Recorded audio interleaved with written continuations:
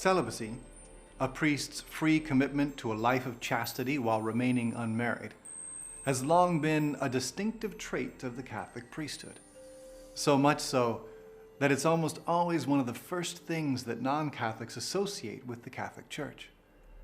But priestly celibacy has its critics. By taking a quick look at some of their arguments against celibacy, we will generate a deeper understanding and appreciation of the Church's wise and convincing reasons for it.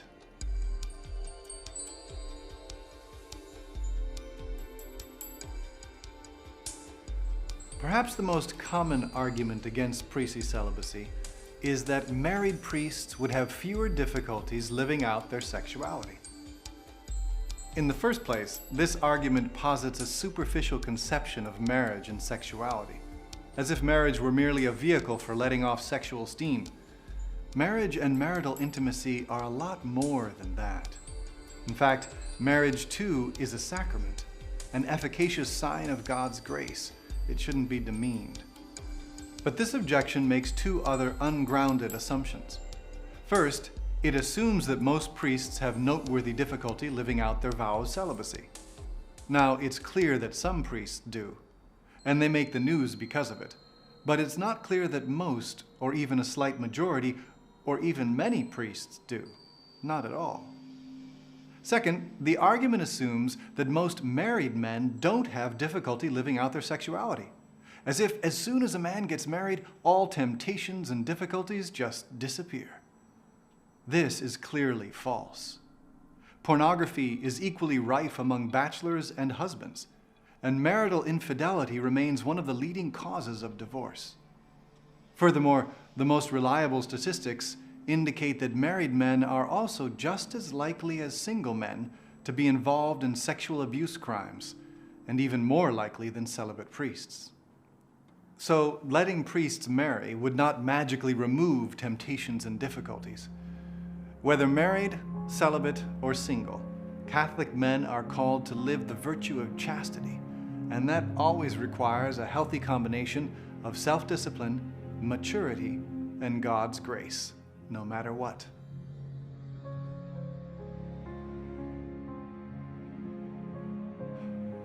Another common argument goes like this. Priestly celibacy was invented later in history and is the product of a male chauvinistic culture.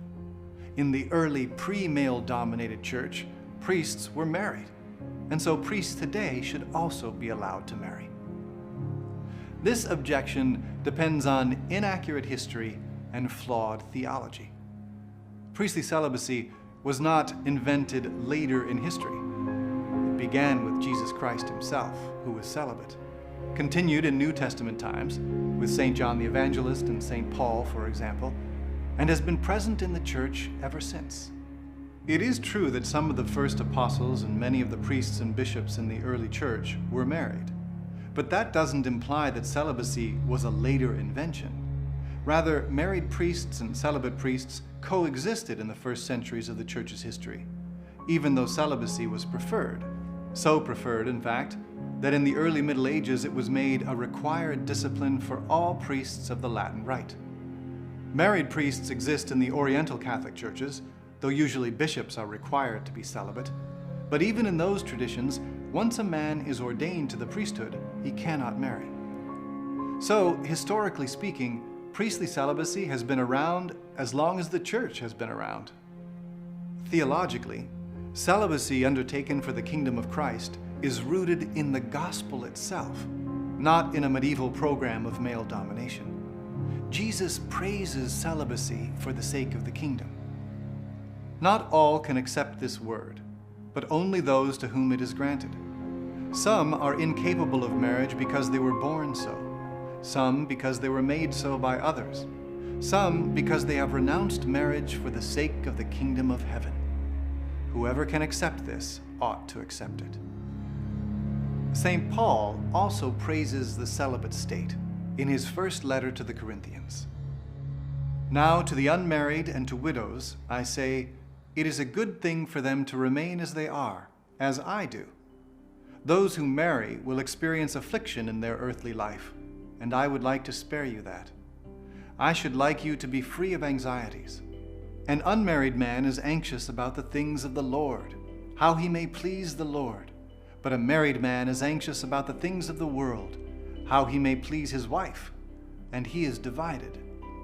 St. Paul concludes by pointing out that both marriage and celibacy are good, saying that those who marry do well, and those who refrain from marriage for the sake of the kingdom do better. Historically, therefore, celibacy is not an invention of the Middle Ages, and theologically, it has nothing to do with an unjust program of male domination. We'll look further into what it does have to do with later on.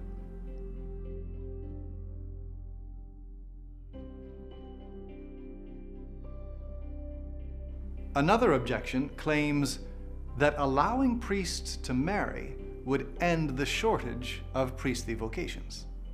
This objection is naive and superficial. In the first place, the shortage of priests is not universal. Some parts of the world are experiencing it, like the United States and Europe, while seminaries in other parts of the world, like Africa and parts of South America, are showing an abundance of vocations. If the problem were celibacy, why would there be such a discrepancy? Second, the countries that are suffering a lack of vocations to the priesthood now did not suffer such a lack in years past. Again, if the problem were celibacy, why the discrepancy? Third, plenty of mainstream Protestant churches allow their clergy to marry, but this hasn't flooded their seminaries. Clearly, the so-called vocations crisis needs to look elsewhere for a solution.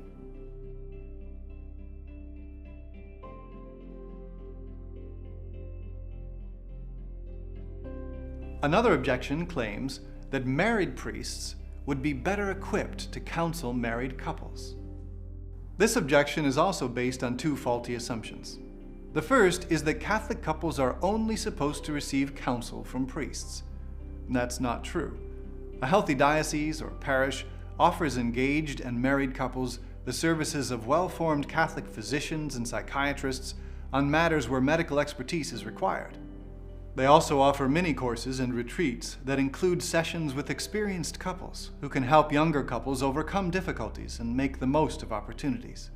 The priest who cuts himself off from this kind of help is simply not being faithful to the mind of the Church. The second faulty assumption is that you have to actually experience all the problems that marriages can undergo in order to be able to help solve them. That's like saying that a doctor has to suffer from a disease himself in order to be able to identify and cure it. If this were the case, no one would be qualified to give marriage counsel, because no one person has experienced all the problems that can crop up in a marriage. But even so, priests can become excellent guides and supports for married couples. A dedicated priest takes his spiritual fatherhood seriously and can get to know hundreds of families and married couples through the course of his ministry, maybe even thousands. He learns from this vast experience. He accompanies married couples in the good times and the bad times. He comes to know the symptoms, the causes, and the solutions of the most common and uncommon troubles besetting married couples and families. And because he is exclusively dedicated to the Church, both men and women can speak to him with confidence, with openness. They may have to speak with experts or other married couples about particular physiological or psychological issues, but they can open their hearts to a priest. In this way, the priest becomes a truly unique resource for married couples. An objective, but at the same time caring and experienced spiritual guide for those entrusted to his ministry.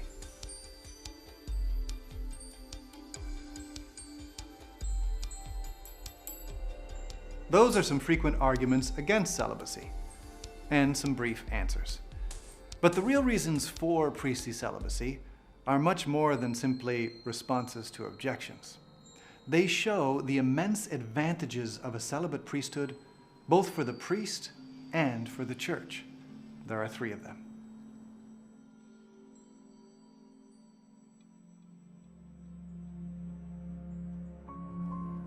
First, there's the Christological reason. What is a Catholic priest? someone who has been chosen by God to exercise Christ's own eternal priesthood in a particular time and place. Through the ordained priest, Christ himself pastures his flock, feeding them with the Eucharist, interceding for them through the Mass and the Liturgy of the Hours, healing them with the sacraments of anointing and confession. In short, a Catholic priest is an extension of Christ's incarnation. His total dedication to the little part of the church that has been entrusted to him is a visible sign of Christ's total dedication to the church as a whole. The celibate priesthood is a clearer expression of this, a clearer manifestation of Christ himself, who was celibate, married to the church, his only bride.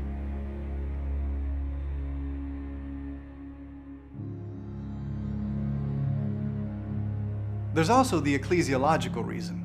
Ecclesial means having to do with the church. This is a practical reason. A man who has no wife and family of his own is, objectively speaking, more available to go wherever his bishop needs him. He can dedicate all his time, all his attention, all his affection to the demands of his ministry. Certainly, it's not impossible for a married priest to be faithful and dedicated to his community. But objectively speaking, celibacy provides greater internal freedom and external flexibility.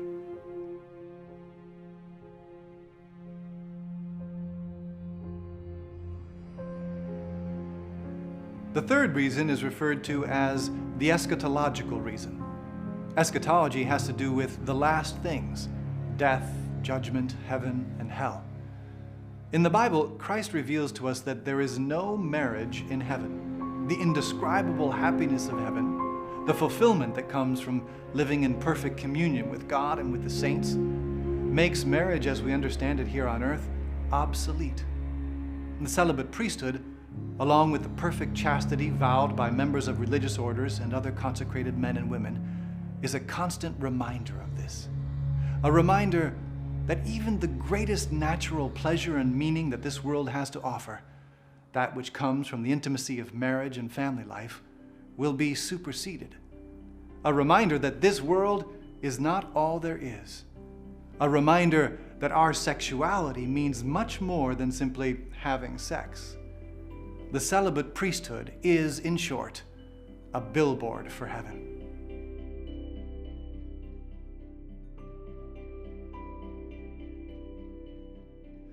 These reasons are not just theoretical. They flow from the church's experience.